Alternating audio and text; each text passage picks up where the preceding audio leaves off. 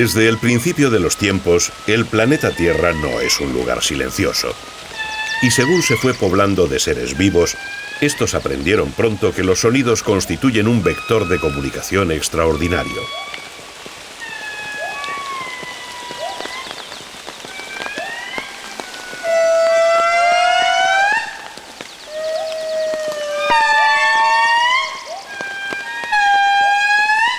En las selvas espesas, donde la luz apenas penetra, casi todos los supervivientes han desarrollado el oído para saber si están solos o no. Pero más allá de una simple llamada, muchas especies inventaron auténticos lenguajes capaces de transmitir información a través de enormes distancias. Toda comunicación por sonidos implica la existencia de un mensaje y de al menos dos interlocutores, el que emite y el que escucha. Cuando ambos son de la misma especie, se supone que van a sacar un provecho positivo de esa señal acústica, pero el problema puede surgir cuando los enemigos interceptan sonidos que no van dirigidos a ellos y aprenden a utilizarlos contra el que los produjo. Existe un código universal entre las especies animales, según el cual todos reconocen de forma innata cuando una voz es de amenaza, cuando se trata de una llamada desesperada o cuando denota auténtico miedo.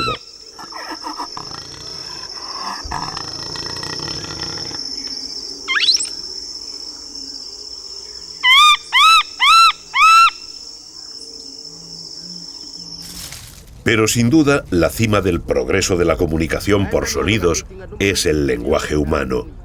Una combinación de tonos preestablecidos capaces de transmitir mensajes y sensaciones complejas. A pesar de la existencia del lenguaje, las diferentes culturas han seguido utilizando multitud de sonidos para complementar los mensajes, desde simples gritos de saludo como estos de Papúa,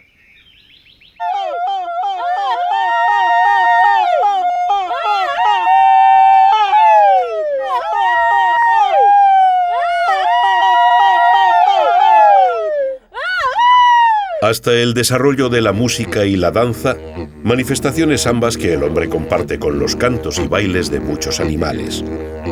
Todos estos sonidos expresan cosas, todos hablan de amor, identidad, memoria o promesa.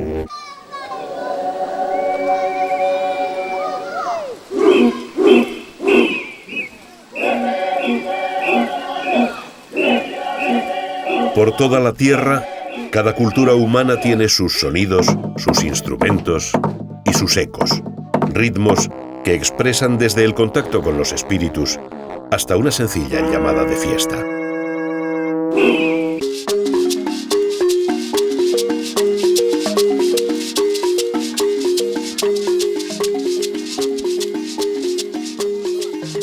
Vamos a romper el silencio.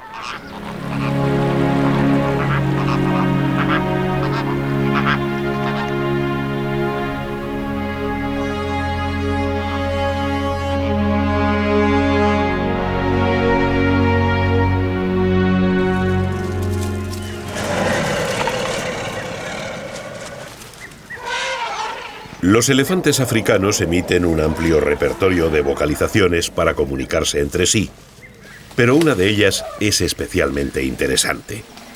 Se trata de llamadas de frecuencia muy baja o infrasónicas que no pueden ser percibidas por el oído humano. Estas señales infrasónicas tienen una longitud de onda más larga que los sonidos de alta frecuencia, de forma que no se ven afectados por obstáculos como hojas o pasto. Por ello son muy adecuadas para comunicarse a grandes distancias. En la sabana o en la selva, los elefantes pueden oír un barrito o trompeteo fuerte solo a unos cientos de metros, mientras una vocalización infrasónica es audible por otro elefante a varios kilómetros de distancia. Estas llamadas son muy útiles cuando una hembra entra en celo, puesto que esto ocurre solo 3 días cada 4 años.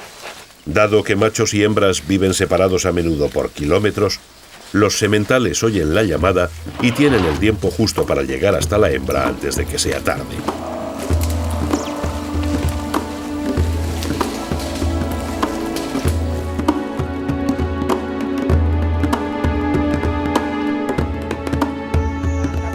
En África, los clanes humanos pronto encontraron también un sistema eficiente de hacer llegar las llamadas a larga distancia.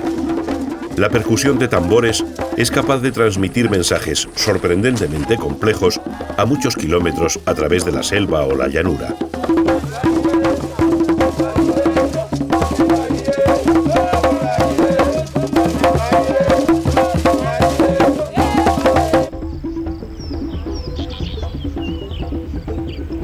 Pero sobre todo se utilizó siempre para hacer llegar una llamada o un anuncio importantes que no pueden ser ignorados por ningún miembro por lejano que esté.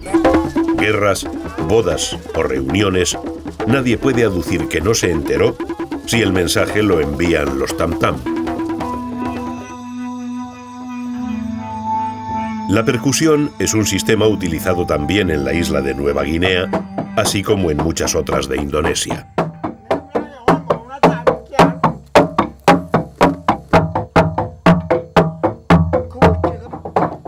El ritmo y la cadencia informan de la proximidad de una importante ceremonia de iniciación a la que deben acudir representantes de poblados vecinos.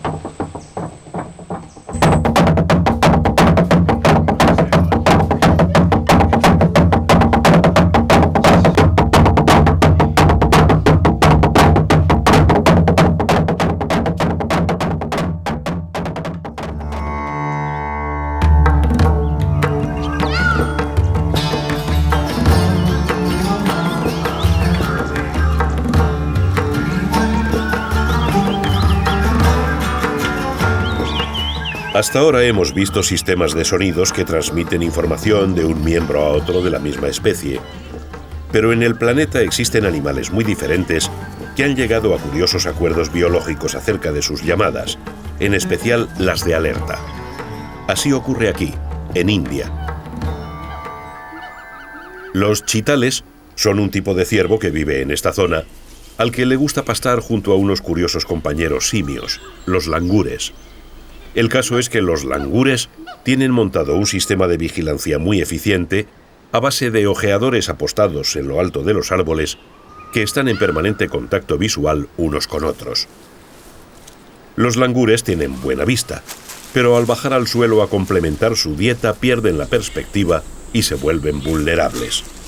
Por eso, con el apoyo del olfato y el oído de los chitales, se sienten más seguros. Entre unos y otros, toda precaución es poca, porque comparten el bosque con el mayor asesino de Asia y ambos forman parte de su menú habitual.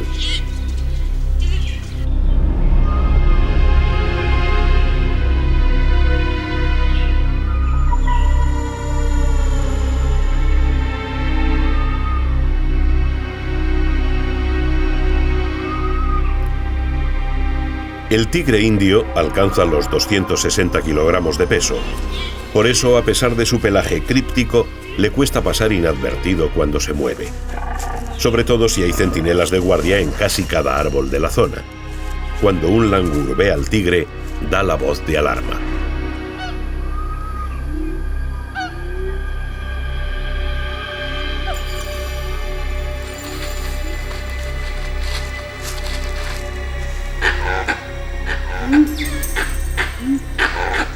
De inmediato el resto de los monos actúan como repetidores y los chitales reciben el mensaje. Hay un tigre por los alrededores. Los chitales utilizan entonces su lenguaje de signos, cola y oreja erectas y patadas en el suelo.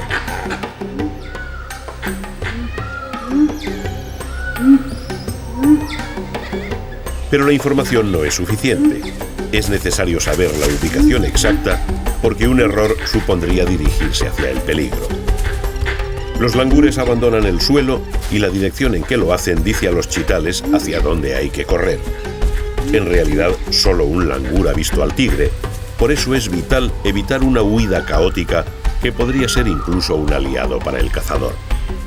Unos cientos de metros son suficientes para desbaratar una posible emboscada y pronto volverá la calma a las manadas.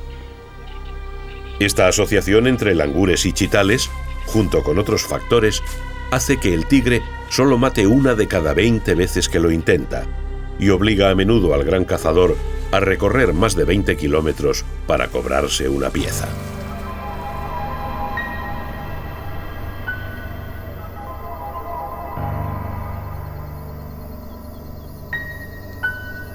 Al otro lado del mundo vive un animal cuyos alaridos también le sirven para sobrevivir. El diablo de Tasmania es un marsupial carnívoro al que le gusta mucho comer carroña. No es un animal muy grande y sin embargo tiene muy mala fama. Incluso su nombre resultaría algo exagerado si no fuera por cómo se expresa. Los primeros europeos que llegaron a Australia oyeron unos gruñidos espeluznantes en la oscuridad de la noche y pensaron que los producía un terrible y descomunal animal, un demonio. Pero era él. Lo cierto es que el diablo de Tasmania tiene muy mal carácter y cuando dos de ellos se encuentran junto a un cadáver, resuelven sus diferencias a gritos.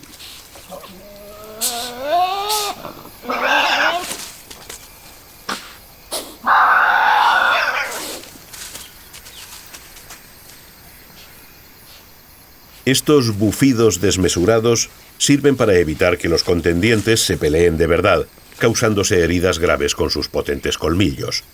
En realidad, ni siquiera se tocan.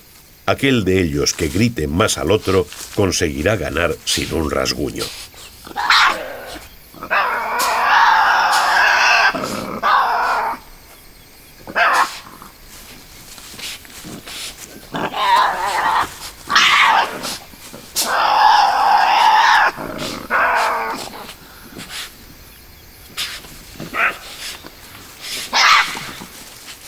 Si los diablos se agredieran de verdad en estas contiendas, se harían numerosas heridas, e incluso el ganador es muy probable que muriera por una infección posterior.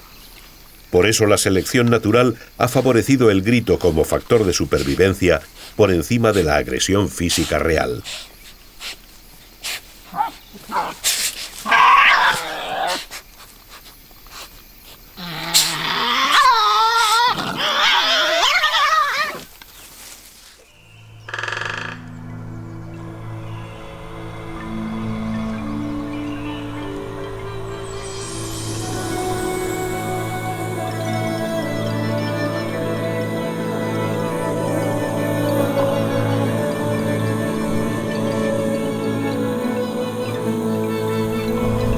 Inmerso en los Himalayas indios, se extiende el valle de Ladakh, llamado el Pequeño Tíbet, por ser el refugio de la espiritualidad y cultura tibetanas en el exilio.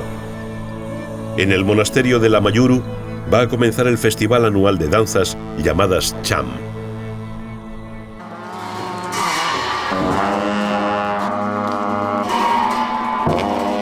Las danzas que van a comenzar representan el temor a los demonios.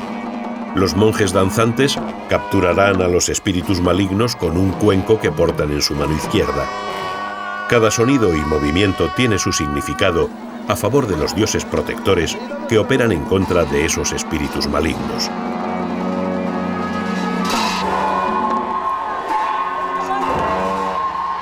El origen de la danza es el Bon Chos, una religión animista antecesora del budismo que ha dejado este legado que los monjes incorporan como una metáfora de la conquista gradual del ego, propósito final del budismo.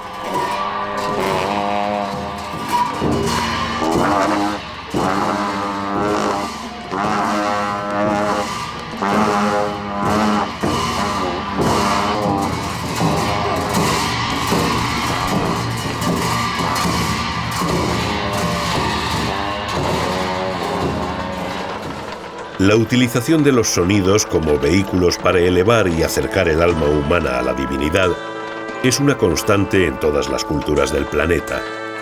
Los cantos ayudan a elevar la mente, evocan el más allá y parecen acercar los rumores de las almas de los muertos.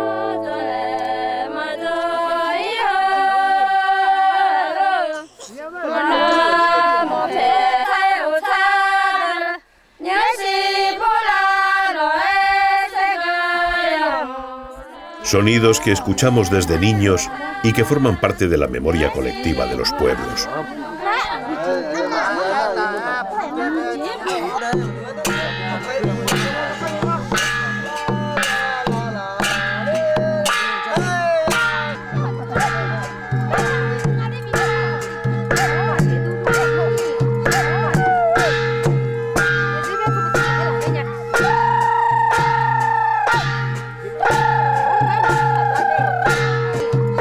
En esta aldea, al norte de Laos, las danzas ruegan por una buena cosecha de arroz y por una corta estación seca. En realidad, nadie sabe exactamente por qué los humanos relacionamos la música con conceptos rituales y ceremoniales, pero sin duda se trata de un fenómeno transcultural. En Río de Janeiro, las ceremonias macumba, mezcla de ritos ancestrales africanos y cristianismo, llegan al extremo de llevar hasta el trance a sus participantes en medio de un ambiente saturado de sonidos sin los cuales no podría llevarse a cabo el acto.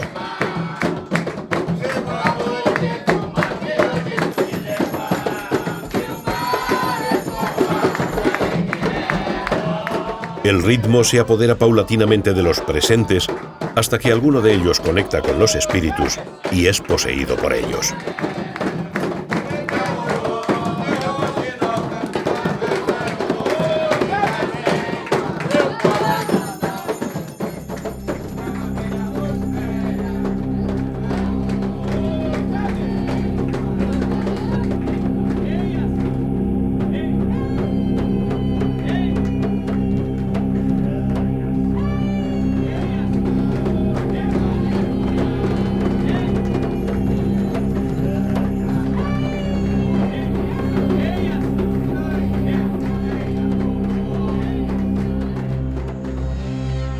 Lo cierto es que los sonidos unen a los miembros de una comunidad, tanto religiosa como de aves, y aunque parezca a simple vista que no hay relación alguna, en ambas el vínculo acústico manifiesta la unión, la identidad grupal. Entre las cacatúas galerita, al igual que en casi todas las aves sociales, el constante griterío mantiene cohesionada la bandada, significa estoy aquí y es vital para ellas. En estos grupos grandes, cada individuo lanza su llamada de contacto aproximadamente una vez al minuto y entre ellas son capaces de reconocer la voz de cada una. Las aves en general disfrutan de buen oído, por lo tanto es lógico que hayan desarrollado también sus facultades vocales y las utilicen en multitud de ocasiones. Una de las más frecuentes es el reclamo sexual. Aquí, en las costas de Ecuador, estos piqueros de patas azules emiten sus silbidos característicos al empezar el celo.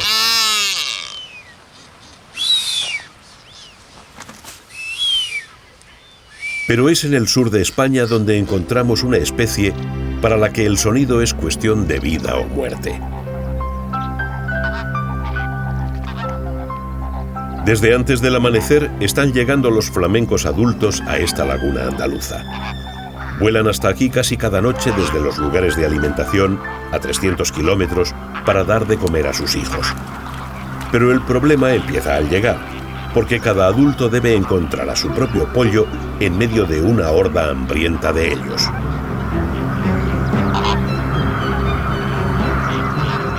¿Cómo lo hacen? Sencillamente conocen el sonido de su voz y son capaces de distinguir los gritos de su hijo entre todos los demás. Y son miles.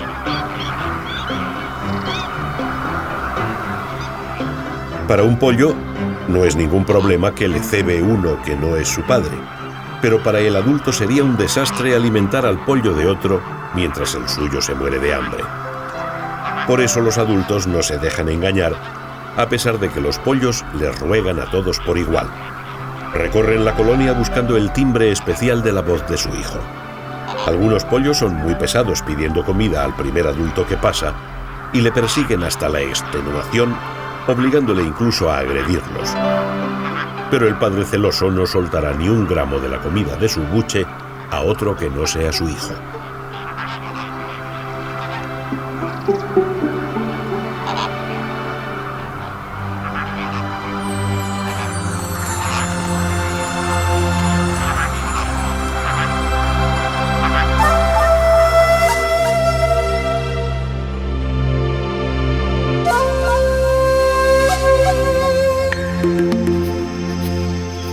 En el interior espeso y oscuro de las selvas húmedas de Sudamérica, la vista sirve de muy poco. Salvo los cauces de los ríos, el resto del paisaje se reduce a una maraña de hojas y ramas sin horizonte. Aquí se encuentra uno de los animales que más ha adaptado su cuerpo al servicio de su voz, el mono aullador.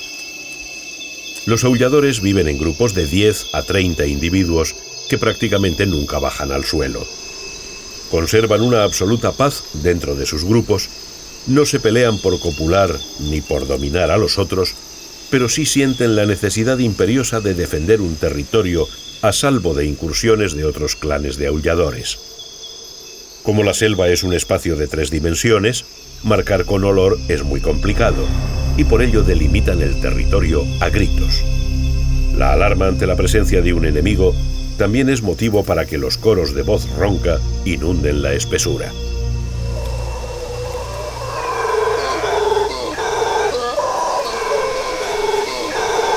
Para un jaguar que trata de cazar, semejante escándalo es realmente molesto. Le resultará imposible capturar nada aquí. Las manifestaciones sonoras de los monos aulladores son la base de su sociedad pacífica. Sus discusiones simbólicas evitan el contacto directo tanto con sus enemigos como con otros grupos de su misma especie. Otra manera por la que los sonidos contribuyen a evitar las tensiones acumuladas es frecuentemente practicada en las sociedades humanas. Se trata del espectáculo. Divertir y entretener es hacer olvidar los problemas durante un tiempo. Se sabe que desde que el humano es tal, existen los cómicos, gente cuya misión es hacer pasar un rato agradable a los demás. En la complejidad del cerebro humano, estos entretenimientos son de vital importancia. Se ha comprobado que en condiciones extremas, como prisiones o guerras, un simple espectáculo cambia por completo la actitud de las personas ante la vida. Estas niñas de Costa de Marfil han sido adiestradas para un ejercicio llamado jonglar. Van de aldea en aldea, realizando sus exhibiciones en las que se supone que están poseídas por un espíritu que las protege de las peligrosas piruetas. La gente espera con ansiedad el comienzo del espectáculo. La clave está en acercar lo más posible 2 cosas tan opuestas como un niño y una lanza afilada.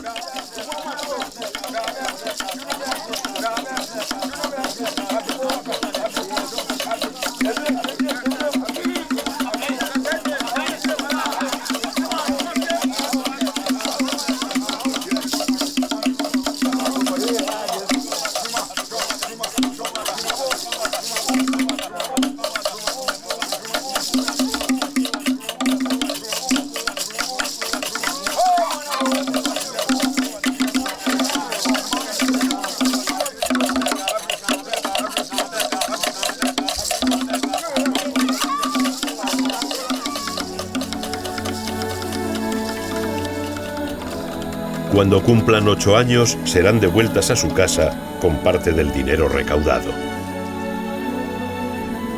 Como hace con casi todo, el ser humano ha trascendido una vez más el significado biológico de los sonidos para incorporarlos a una dimensión superior a la que ha llamado música.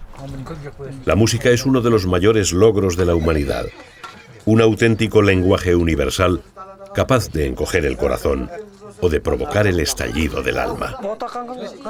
Aislados en medio de la estepa helada de Kazajstán, estos pastores nómadas acaban su cordero. Tras la comida, van a disfrutar del mejor de los sonidos de la tierra.